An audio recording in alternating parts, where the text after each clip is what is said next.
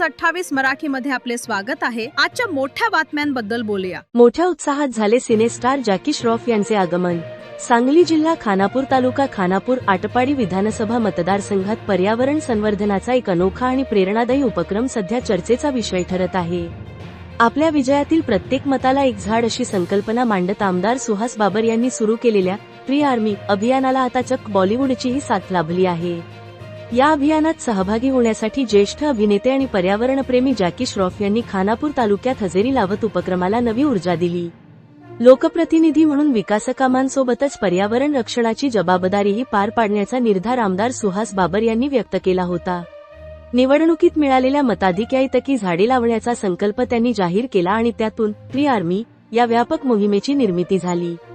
या उपक्रमांतर्गत हजारो वृक्षांची लागवड करून हरित मतदारसंघ उभारण्याचे उद्दिष्ट ठेवण्यात आले आहे। या उपक्रमाची राज्यभर चर्चा सुरू असतानाच प्रसिद्ध अभिनेते जॅकी श्रॉफ यांनी या मोहिमेला पाठिंबा दर्शवत प्रत्यक्ष उपस्थिती लावली। विटा परिसरात त्यांचे आगमन होताच चाहत्यांनी मोठी गर्दी केली। जॅकी दादा यांना पाहण्यासाठी युवकांसह नागरिकांनी उत्स्फूर्त प्रतिसाद दिला। कार्यक्रमादरम्यान आमदार सुहास बाबर यांनी जॅकी श्रॉफ यांचे स्वागत करत त्यांच्या पर्यावरण विषयक कार्याचा गौरव केला। तर जॅकी श्रॉफ यांनी देखील ग्रामीण भागातून राबविल्या जाणाऱ्या या हरित चळवळीचे कौतुक करत झाडे लावणे ही काळाची गरज असल्याचे सांगितले। पर्यावरण संवर्धनासाठी प्रत्येक नागरिकाने पुढाकार घेण्याचे आवाहन त्यांनी यावेळी केले। राजकारण, समाजकारण आणि पर्यावरण यांचा सुंदर संगम घडवणाऱ्या या कार्यक्रमाने उपस्थितांची मने जिंकली। एका लोकप्रतिनिधीच्या संकल्पनेला सिनेसृष्टीतील दिग्गज कलाकाराची साथ मिळाल्याने ट्री आर्मी अभियानाला आणखी व्यापक स्वरूप मिळणार असल्याची भावना उपस्थितांनी व्यक्त केली। बाईटसाठी क्यू नेमकं काय म्हणाले आमदार सुहास बाबर आणि अभिनेते जॅकी श्रॉफ, पाहूया त्यांची खास प्रतिक्रिया। हरित भविष्याचा संकल्प, पर्यावरण संवर्धनाचा संदेश आणि लोकसहभागाची ताकद या तिन्ही गोष्टींचा संगम असलेला हा उपक्रम आता संपूर्ण राज्यासाठी प्रेरणादायी ठरत आहे। इंडिया न्यूज 28 पुणे विभाग प्रमुख दिलीप गायकवाड। नमस्कार, राम राम। जास्त बोलायला येत नाही, मी कामगार आहे, मी काम खूप करते पर बात करने को नहीं आता। स्टेज पे उपस्थित सभी बड़ों को बहुत बहुत प्यार। आप बहुत अच्छा बोलते हैं और इतना करते भी हो, खाली बोलते भी हैं, इसमें भी फर्क है, बोलणं और एक करणं। मला खूपच आवडलं जे तुम्ही मला इतका काय म्हणते त्याला वरती आणलं, या स्टेजवर आणलं आणि मला हे मस्त प्रेझेंट दिलं। जय जवान जय किसान, उसके बिना एक दूसरे के बिना वो दोनों इतना ताकत है हिंदुस्तान का।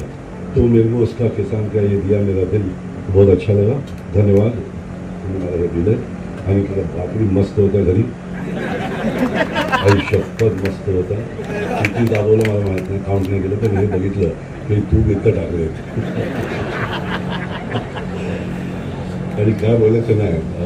बेसिकली वीडियो लोग, भावा लोग, मेरे भावा, भानगडी नको, बाहेर पण नाही, घरी पण नको। फूल फेकायचं आणि फूल घ्यायचं, दगड टाकलं की दगड येतोय, तो शांत राहायचं आणि एकमेकांना हेल्प करायचं। किसका पैर काट के आपण लंबा तो नहीं हो सकते, ठीक है नहीं। और किसी के घर में शेजारी रास्ता बघायचं नाही, शेजारी बघितलं की आमचं वाट बहुत लफड़े आजूबाजू। पहिला आपण दातून करतात ना, सकाळी दातून करताना अपना आईना होता ना, आईने में अपनी आँख को देखने का और आँख को देखने का आणि हे मी आहे म्हणजे हे मी आहे, तुम्ही का बोलताय, शेजारी का बघतात, आत बघ ना, देव आत आहे, बाहेर काय बघायचं, घरी बघ, आई बाबाला धर, त्यांच्या उनकी आँख में दे, त्यांचं डोले बघायचं। 3 सेकंड 30 सेकंड मोबाइल इतना सबके हाथ में मोबाइल। रात्रि में गाँव में जाता है तो सबका मुंह सफेद हो जाता है, मुझे light light light light light ये वेळ करायचं। वरून आवाज आला बोलून बस, थैंक यू। माँ के आँख में देखने का, बच्चों का आँख में देखने का, उनका पैर हाथ दबाने का, अभी टाइम है, आगे रोने का नहीं। तो अभी जो है माँ बाप की सेवा करने का, दैट्स द मेन थिंग। झाडं लावायचं म्हणजे मी कोणावर उपकार नाही करता रे, मुलगा येणार, ये बोललं ना, मी ये बच्चे ने बताया कि मैं वहाँ पे पीपल का झाड़ संभाला वो पीपल के झाड़ की तरह वो खुद है, वो बड़ा हो रहा है, उसको नर्चर करने के लिए पानी चाहिए सबका। क्योंकि ऐसा दिल होता है कि नहीं मैं झाड़ काट के फेंक दूँ, ऐसा नहीं है। अरे वो बैल को जरा धूप में से निकालेगा कोई? बैलगाड़ी यहाँ बेचारा, उन लोगों तो नारंगी कलर है उनकी बॉडी पे है ना बेचारे के, तो शायद वो आँख में भी गया एक बेटा, उसको पानी वानी पिला के कोई बोलना, कोई बाबा को बोल कि ज़रा संभाल यार, सॉरी गाइस, ज़रा आँख मेरा ज़्यादा फिरता है, मेरे को ज़्यादा दिखता है काम भी करता है। मेरे को बुलाया, यहाँ ग्रीन आर्मी इन्होंने बनाया है, वो सबका हक है, वो बोलते जिसको लगाने का जाके लगाना, क्योंकि अपने बच्चे लोग ही खाएंगे। सबके घर में एक टाइगर है, सबके घर में छोटा भाई है, छोटा बच्चा है, मेरे घर में भी है। तो मेरे को अगर मेरी फिक्र है, अगर इसकी फिक्र है, तो सब मिलके एक ही काम कर रहा है, वो सबको अपने घर की फिक्र है। तो धरती माँ अपनी घर है, आई कुठं एक घरी आहे आणि एक धरती आहे, तो धरतीला आई बरोबर ट्रीट करा ना हो, काय सदैव सदैव की उसकी वाट लगाने का, उसको संभालो, अपने को संभालेगा, ते भडकलं की आम्ही गेलो, म्हणजे संपला विषय, संपला तिथंच। तो धरती और इससे प्यार करून जे सॉइल में जाने का आहे, आम्हाला सर्वांना तिथंच जायचं आहे, आमच्यावर पालं येणार ते आम्हाला माहीत आहे सर्वांनी। तो असं करायचं की उससे दोस्ती सबसे ज़्यादा करना चाहिए। सॉइल तो म्हणते ना, टॉप सॉइल कुठे दिसतं नाही आहे, मगर उधर माटी में जाने का है तो माटी से दोस्ती कर अभी, ताकि वो जब आएगा तो बोलेंगे अरे आलस हुआ अरे ये रे, आणि पालं त्याचबरोबर, तो उतना अपनी जिंदगी है। तो जो है राजकारणामध्ये काम करत असताना मला असं वाटायचं की यशस्वीतेचा सगळ्यात मोठा मूलमंत्र काय असतो, तर माणूस जेवढा जमिनीवरती असतो तेवढं त्याला यश मिळतं असं मानणारा मी कार्यकर्ता। मला असं थोडासा एक भ्रम होता की सगळ्यात जमिनीवर असलेला कार्यकर्ता मी आहे, पण दादा आज माझा भ्रम तुटला तुम्हाला बघितल्यानंतर। म्हणजे ज्यावेळेला जॅकी श्रॉफ साहेब या कार्यक्रमाला येणार ते निश्चित झालं, त्यावेळेला फारसं मनावरती दडपण नव्हतं, पण तुम्ही आज येणार आहे ही जेव्हा खात्री झाली तेव्हा प्रचंड मोठं दडपण माझ्या मनावरती आलं होतं की घरी आल्यानंतर काय करायचं आहे, जेवण कसं बनवायचं आहे, काय तुम्ही खाणार आहे, तुम्हाला लोक आलेली चालतील का, भेटलेली चालतील का, कारण आमच्या राजकीय नेत्यांचं वेगळं असतं, पण अभिनेत्यांचं थोडंसं वेगळं असतं। आणि दादा गाडीतून खाली उतरले आणि सोनिया त्यांना औक्षण करण्यासाठी गेली, सोन्यानं औक्षण केलं, सोन्या पाया पडल्यानंतर जगोदादा तिच्या पाया पडले, आणि आलेल्या प्रत्येक व्यक्तीबरोबर घरामध्ये प्रवेश केल्यानंतर पहिला प्रवेश कुठे केला तर स्वयंपाकघरात केला, आणि तिथं काम करणाऱ्या सगळ्या माता भगिनींना भेटले, पर्सनली भेटले,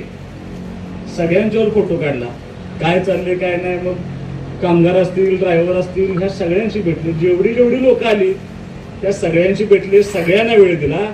आणि मला जो भ्रम होता की मी एकटाच जमिनीवर राहून काम करतोय, त्याच्यापेक्षा कैक पटीनं मोठी माणसं काम करतायत, ते तुम्हाला बघितल्यानंतर मला आज त्या ठिकाणी कळालं। मी तुमचं मनापासून दादा स्वागत करतो, अभिनंदन करतो, आभार मानतो, कारण त्याला कारण असं आहे की या झाडं लावण्याच्या उपक्रमात एक छोटीशी पार्श्वभूमी आहे। तुम्हाला त्यांनी सगळी माहिती करून घेतली की इथलं प्रमुख पीक कोणतं आहे, ऊसाचं उत्पन्न किती आहे, पाण्याची अवस्था कशी होती, त्यांना सगळी पार्श्वभूमी, मी पूर्वीचा असलेला दुष्काळ, भाऊंच्या नंतर टेंबू योजना सगळं सांगून झाल्यानंतर मी त्यांना ज्यावेळेला सगळी वस्तुस्थिती सांगत होतो त्यावेळेला ह्याची कल्पना कशी सुचली याची तुम्हाला मी दादा थोडंसं एक मी मुद्दाम सांगणार आहे। 1.5 वर्षापूर्वी विधानसभेची निवडणूक झाली होती आणि त्या निवडणुकीला मला 78,178 मताचं लीड मिळालं, आणि त्या मतासाठी मी ह्या सर्वांच्या सहकार्यामुळे विजय झालो होतो। आणि त्यावेळेला मी असं डिक्लेअर केलं होतं की जेवढी मतं मला मिळाले, जेवढं मताधिक्य मला मिळाले, त्या मताधिक्य एवढे झाडं त्या संपूर्ण मतदारसंघामध्ये लावण्याचं मी त्याला घोषित केलं होतं। आणि दादा थोडंसं झाडं लावण्याचा हा उपक्रम असा आहे की अत्यंत दुर्लक्षित आहे, याच्यामध्ये अनेकदा घोषणा होतात, काम काय पुढे होत नाही, पण मी थोडंसं माझंही दुर्लक्ष झालं होतं। पण एक घटना माझ्या आयुष्यामध्ये अशी घडली, माझं जे तुम्ही घर बघितलं त्या घराच्या कंपाऊंडवरती एक पिंपळाचं झाड आलं होतं, आणि मी तिथं अशा सूचना केल्या होत्या की ते कंपाऊंडवरचं झाड काढा, नाही तर ते पूर्ण कंपाऊंड खाली पडेल। आणि तिथे एक व्यक्ती उभा राहिला, तिने मला असं सांगितलं की पिंपळाचं झाड हे देवाचं झाड मानलं जातं, त्याला तोडायचं नसतं, मी ते कंपाऊंड तेवढं 2 फुटानं काढलं, ते पिंपळाचं झाड अलगद बाहेर काढलं आणि तिथं रिप्लांट केलं. मी फारसं बघितलं नाही, पण ज्याला 6 महिन्यानंतर मी त्या ठिकाणी गेलो तर ते झाड आता 14-15 फुटाचं उंच झालं आणि मला रिअलाइज झालं एक झाड एवढं मोठं काम करू शकतं, तर आपली जी राहिलेली आपण जी जाहीर केलेली जी अभिनव योजना आहे झाडं लावायची, ती जर सगळ्या लोकांना एकत्र घेऊन, एकटा सुहास बाबर काही करू शकत नाही, तर सगळी लोक माझ्या बरोबर आली, त्या सगळ्या लोकांनी ठरवलं तर मात्र निश्चितपणे हे 78,000 झाडं लावण्याचा उपक्रम यशस्वी होऊ शकतो.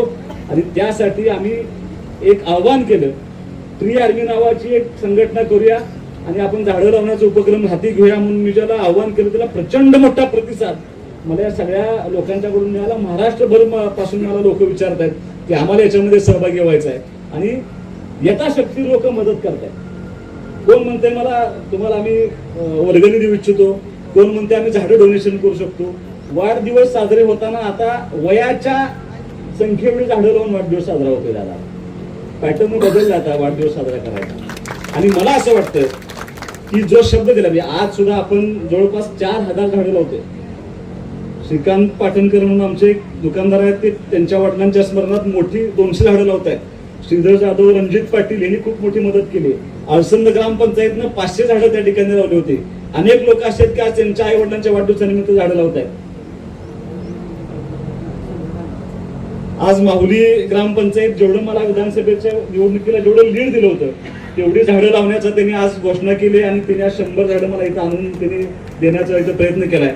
त्यांचे असे अनेक लोकांचे सहभाग मला सतत मेसेज आहेत की आम्ही तुम्हाला आर्थिक मदत करतो, आम्ही कोण श्रमदान करतो म्हणून लोक पुढे येत आहेत, झाडं लावायला लोक पुढे येत आहेत. मला खूप समाधान आहे. जाकीर दादा, शेवटी मी राजकारण करतो. राजकारणामध्ये समाजकारणामध्ये काम करत असताना आमचं कुटुंब गेली 40 वर्ष अगदी स्वच्छ भावनेनं कसल्याही अपेक्षेशिवाय काम करायचा प्रयत्न करतात. पण राजकारण आहे, राजकारण म्हटलं की यश अपयश, चांगलं काम वाईट काम, टीका टिप्पणी हे